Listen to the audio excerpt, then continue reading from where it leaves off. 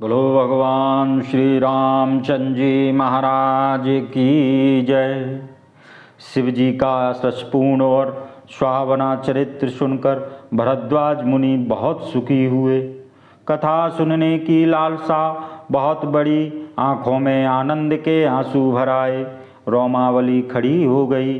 प्रेम में मग्न होने के कारण बात नहीं निकली। यह दशा देख ज्ञानी मुनि यज्ञवल्लभ जी बहुत प्रसन्न हुए और बोले, हे मुनीश्वर, तुम्हारा जन्म धन्य है।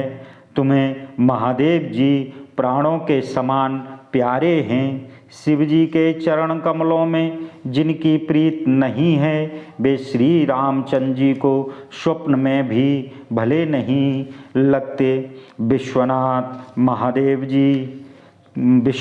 महादेव जी के चरणों में निष्कपट स्नेह हो, यही राम भक्त का लक्षण है।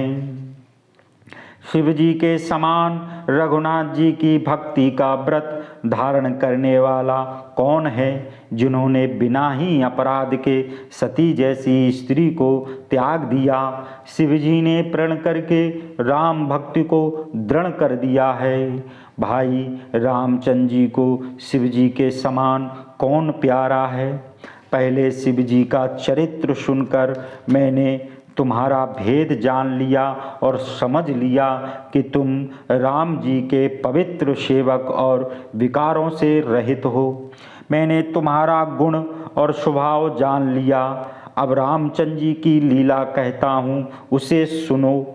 हे मुनि सुनो, आज तुम्हारे समागम से जैसा सुख मेरे मन में हुआ है, यह कहा नहीं जाता। हे मुनीश्वर, रामचरित अत्यंत विस्तृत है। 100 करोड़ शेष जी भी उसे नहीं कह सकते। तो भी मैंने सुना है, वैसे वाणी के पति और धनुषधारी प्रभु श्री रामचंद्र जी का स्मरण करके कहता हूँ। सरस्वती जी कठपुतली के समान हैं और अंतर्यामी स्वामी रामचंद्र जी सूत्रधार हैं। अपना भक्त जानकर जिस कवि पर वे कृपा करते हैं, उसके हृदयांगण में सरस्वती जी को नचाया करते हैं। उन्हीं कृपालु रामचंद्र जी को मैं प्रणाम करता हूँ और उन्हीं के उज्जवल चरित्र का वर्णन करता हूँ। कैलाश पर्वतों में श्रेष्ठ और बड़ा रमणीय है, जहाँ सदैव महादेव पार्वती का निवास है। सिद्ध तपस्वी योगी देवता किन्नर मुनिगण सब उस कैलाश पर्वत पर निवास करते हैं। वे सब बड़े पुण्यात्मा हैं और आनंद कंद शिव जी की सेवा किया करते हैं। भगवान विष्णु और शिव जी से जो विमुख है और जिनकी धर्म में प्रीत नहीं है, वे नर वहाँ सपने में भी नहीं जा सकते। उस पर्वत पर एक बड़ा वट वृक्ष है जो नित्य नया सदैव सुंदर रहता है। वहाँ तीनों प्रकार की शीतल मंद सुगंध पवन चला करती है। इसकी छाया बहुत ही ठंडी है। वह वृक्ष शिव जी के विश्राम का वृक्ष है, यह वेदों में कहा है। एक बार उसके नीचे प्रभु शिव जी गए। वृक्ष देखकर मन में बहुत ही सुख हुआ। अपने हाथ से बाघंबर बिछाकर सीधे स्वभाव से कृपा निधान शिव जी बैठ गए। कुंद के फूल, चंद्रमा और शंख के समान उनका गौर शरीर था। लंबी भुजाएं थीं और कल्प वस्त्र धारण किए हुए थे। नवीन लाल कमल के समान चरण थे। नखों की कांति भक्तों के हृदय अंधकार को हरती है। सांप और भस्म की त्रिपुर मर्दन शिवजी के गहने थे और मुख शरद काल के चंद्रमा की छवि को हरने वाला था। जटाओं का मुकुट बनाए सिर पर गंगा जी विराजमान। विशाल कमल के समान नेत्र, नीलकंठ वाले सुंदरता की खान, मस्तक पर द्युति का चंद्रमा शोभायमान था। कामदेव के शत्रु शिवजी बैठे ऐसे सुशोभित थे जैसे शरीर शांत रस धारण किए बैठा हो। माता पार्वती जी सुअवसर जानकर उनके पास गईं। शिवजी ने अपनी प्यारी पत्नी जानकर बहुत आदर किया और अपने बाईं ओर आसन दिया।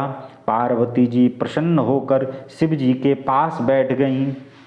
उन्हें पूर्व जन्म की कथा स्मरण हो आई।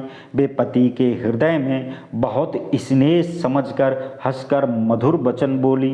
यज्ञवल्क्य जी कहते हैं, जो कथा सब लोगों का हित करने वाली है उसे ही पार्वती जी पूछना चाहती हैं। हे विश्वनाथ, हे मेरे स्वामी, हे त्रिपुरारी, आपकी महिमा तीनों लोकों में प्रसिद्ध है।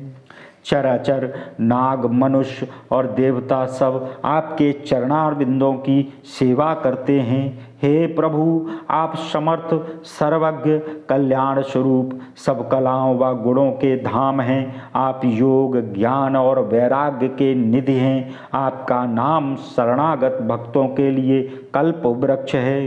हे सुख के राशि, जो आप मुझ पर प्रसन्न हैं और मुझे अपनी सच्ची दासी जानते हैं, तो हे स्वामिन, श्री रघुनाथ जी की नाना प्रकार की कथा कहकर मेरा ज्ञान दूर कीजिए। जिसका घर कल्प वृक्ष के नीचे हो, क्या वह भी दरिद्रता का दुख सहे? हे चंद्रमौल, हे नाथ, ऐसा हृदय में विचार कर मेरी मति का भारी भ्रम दूर कीजिए। हे प्रभु, जो ब्रह्मवादी मुनि हैं वे रामचंद्र जी को अनादि ब्रह्म कहते हैं। शेष, शारदा, वेद और पुराण सभी रघुनाथ जी के गुण गान करते हैं।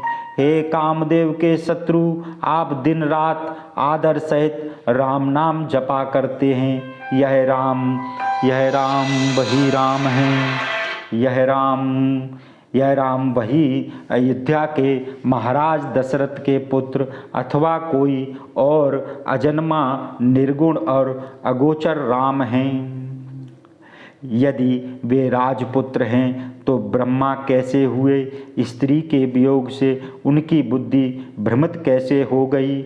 उनके चरित्र देख और सुनकर मेरी बुद्धि अत्यंत भ्रममय है। बोलो।